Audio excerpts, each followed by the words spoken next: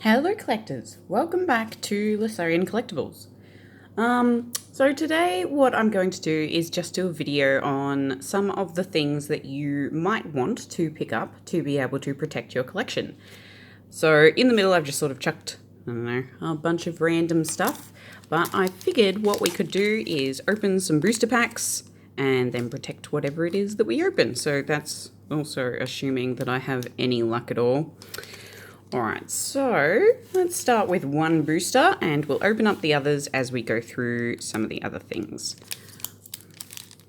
I'm not going to lie, when I picked up these boosters, I have a tendency to not be able to have any kind of self-control whatsoever and wanted to open them straight away, so I figured I'd do this video immediately because knowing they were sitting on my cupboard made me sad. Alright, so there's a code for anybody that likes to play the online version. I highly recommend the online version of the game if you would like to learn how to play the game yourself. This is a really fun little game, and every booster you open comes with a code that lets you redeem a pack inside the game. So I'll chuck that down there. Alright, so with Pokemon packs, you probably see this in a lot of openings. People will move 4 cards to the front. The reason for that is because this card here is whatever is rare and people just want to save it till the end. So I'm going to guess I got an electric energy. Whoop! Oh, no, I'm terrible at this. All right, so what cards did we get? We got a Haunter. He's looking a little creepy. We got a Vitality Band. Raboot. I love Raboot. I started with Score Bunny in the new Sword and Shield game, so this one's close to my heart. I also like that he's standing there kind of, I don't know, looking like whipping up a storm of fire. Morwal. Morwal always looks really horrific to me. The giant teeth coming out of what I think is her hair. Gossifleur. Very cute. Oh, I'm gonna do that because it's easier. Goldeen. Goldeen always looks so pretty to me. Diglett. Oh, look at him sitting there in his little flowers. Skorupi. Oh, there's a little Diglett sitting in the background that I can see, watching what Skorupi is doing. Obstagoon. So this is our reverse holo. So we got a rare reverse holo. That's cool. Something to sleeve up. And, oh, awesome. Indeedee V. If you didn't know, the new Sword and Shield cards, this V actually means Dynamax. If it says VMAX, it means Gigantamax. They just changed the name for the purposes of the card game because you have to have something VMAX. Oh, you have to have something in V before you can VMAX it. Sorry, I'm terrible at the rules. All right, so let's use some of our products to sleeve up our 2 cool cards. So what a lot of people will do is they will have two types of sleeves that they will put rares in. Now, this is called a perfect fit. The intention of these is to create a really sort of skin tight, can you say skin when it comes to cards? I don't know. Skin tight seal around the card so that you can move it in and out of other sleeves without damaging it. The other type of, this is typically used for people who play, by the way, and the other type is what I call penny sleeves. So these sleeves are kind of oversized. They won't create a skin-tight seal on the card. So let's grab Obstagoon for this one. Oh, I've got to find the entrance. This side. And he goes. The reason that people like to use these for high value cards is purely because it took me absolutely no force whatsoever to put the card inside the sleeve. And now this can go into a top loader. A top loader, I think I've got one here. There we go. Is a hard case. So this is a hard plastic case for my card to go in. And this will allow me, I'm going to try to open the top loader. There we go. So if I slot my card in there and just tap him so that he falls down, if I ever want to get this card back out again, I don't have to mess around with trying to touch the card. I can just pinch the top of the sleeve there and out he comes. The other type of sleeve that people use, this is the same thing as this. It's just, I haven't opened this one. So is a perfect fit sleeve. Now I use Sorry for the noise. I use these for most of my cards, and the reason for that is because I put mine in binders, so the oversized sleeve won't go in a binder very well. Now, you'll notice that I'm putting Indeedee upside down. The reason for this is because when she goes into an oversleeve, so the actual card sleeve that you would play with, it will create a complete seal around the card. I know in my previous video I said I use side loaders. I use those for my common rares that are constantly going in and out of sleeves. And it's just because when you've got a sleeve like this, sometimes the one going over it can push it up and it gets really frustrating. So you'll notice that I'm moving the sleeve, not the card. I do that to reduce pressure put on this end by my hand. So now that that's most of the way in, we can slide her down a little bit. Oh, she's looking beautiful. So, over sleeves. Now for my rare collectible cards, I tend to use these. These are Ultra Pro. It just says UP. These are Ultra Pro crystal clear sleeves. People like to play with these. I personally don't, just purely because if your card's ever scratched or something, you can see it through the back, and that means you can't play with it anymore. But, and I'll do this away from the microphone. Whoop, there we go. So these kinds of sleeves are stiffer, but able to be played with. And I personally think that these make the cards look very nice. There's this little dot that they put down the bottom of all their sleeves, Ultra Pro does. I like to put that to the back so that it's not interrupting my beautiful picture.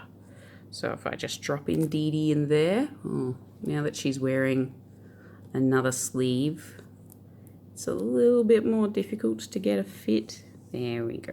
And she slides right in. What was that? Don't be on my sleeve. Ruining my beautiful Indeedee. And now I can put her in a folder or something similar and she will look beautiful. So let's grab Skorupi. Skorupi, you're pretty cute, and we're going to give you a sleeve. If you don't want to use inner sleeves and things like that, you can also use stock standard sleeves. These are what you would typically find people use to protect their decks when they're playing in tournaments. So they tend to have a solid back. The reason for that is because if there is damage to the back of this card, and you can see it through, like, my invisible. See it through my see-through sleeves, then it's easy to tell what card you might draw next. That's obviously cheating. So a lot of people will use these. That way, any damage to the back of their card can't really be brought into question for them being able to tell what the next card was. So if we just chuck Skorupi in here. Now, I didn't inner sleeve Skorupi purely because he isn't a rare and not everybody likes to use inner sleeves. So now he looks beautiful, and I would never be able to tell what card it was from the back. The brands of card protection stuff, accessories, that I generally use is Ultra Pro, just purely because it is the most widely available. If you go to your local game store or you go to Zing, EB Games, they will actually sell this brand. So you can pick up a lot of these things there. But I highly recommend your local game store because they've probably got the more specialized items like this hard case. This hard case is designed for, you know, big money cards, things that you want to ship. If I was sending a very expensive card to, say, PSA to get them to grade my card, I would probably send it in one of these. And this is... You just obviously sandwich the card in the bottom, but once you've done, you just put a little screw in there and it will hold your card. It's also nice for displaying if you like to display your cards. You can get big ones as well that will hold 3 or 10 cards in them. So that's just something to keep in mind that you can also do. These inner sleeves I showed off before, these are actually made by a company called KMC. If you were ever shopping for these and you're not really sure if these are the ones that you want for your Pokemon cards, you just need to look down here for the word standard. So Pokemon and Magic the Gathering and a lot of card games like, what have I got here? Persona 5. That's actually, I'm going to butcher the name, Weiss. They will all use a card size called standard, meaning that all these products fit those. The biggest popular game that doesn't fit that uniform or standard size is Yu-Gi-Oh! And that's because their cards are slightly more narrow. So, of the other things that I've got here, let's open up another booster. All right, I was lucky in the last booster. So I'm sorry that my sleeves are so large. It's kind of cold here at the moment, so I'm wearing a jacket.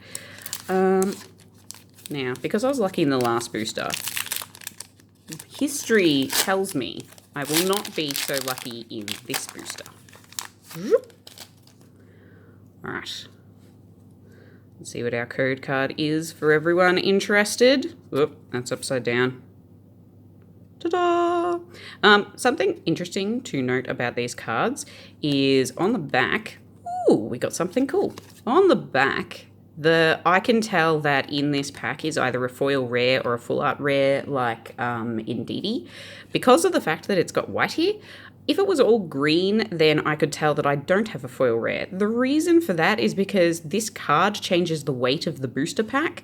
So the different colors indicate what weight this token is, and it's to stop people cheating at shops by weighing booster packs so that they can try to get just only the rare good cards.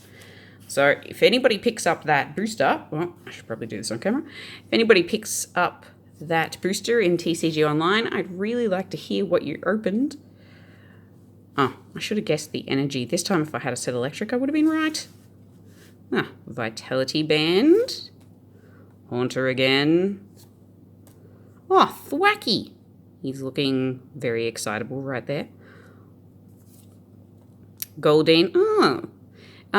That's a different Goldeen art than the one we got before because the Sword and Shield set is actually 2 separate sets from Japan blended together. So you get different arts for whichever set it came from.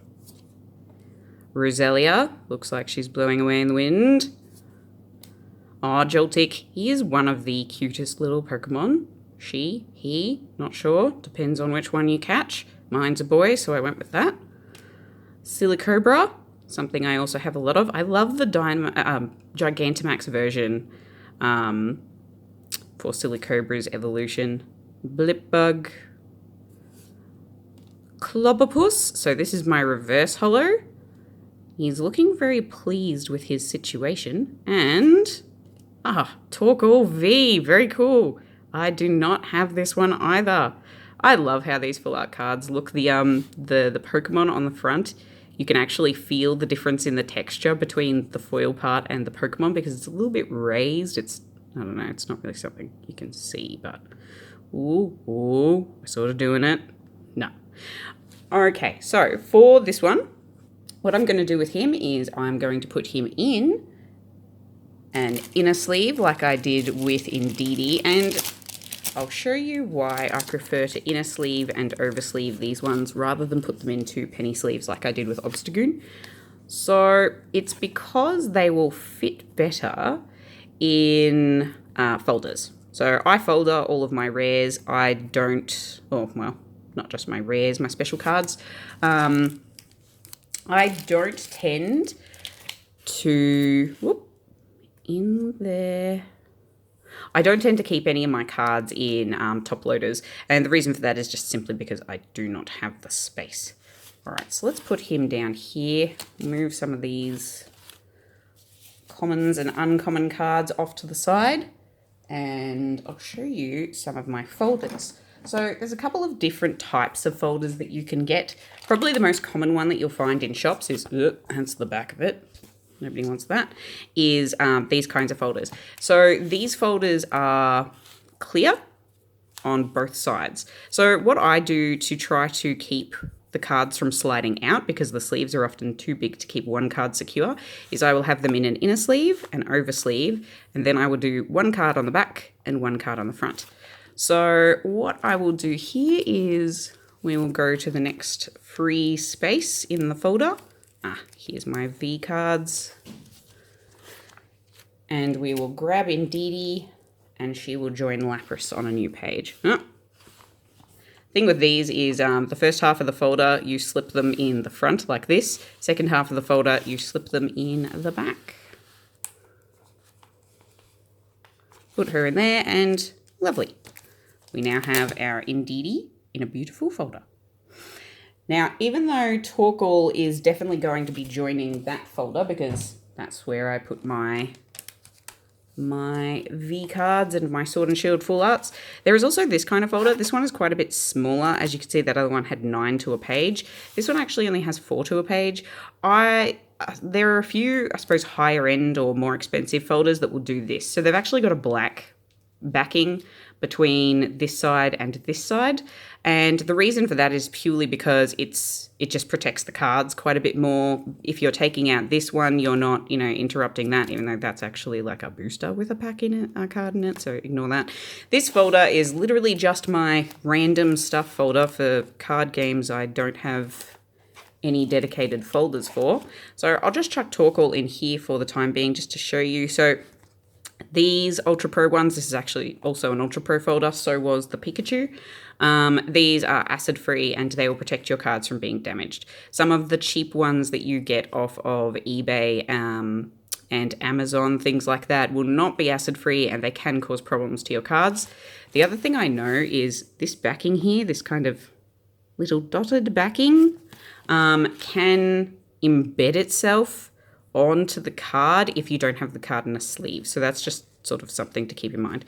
So in goes Torkoal. He's quite secure in there as his own card. He won't fall out even if I muck around with the folder.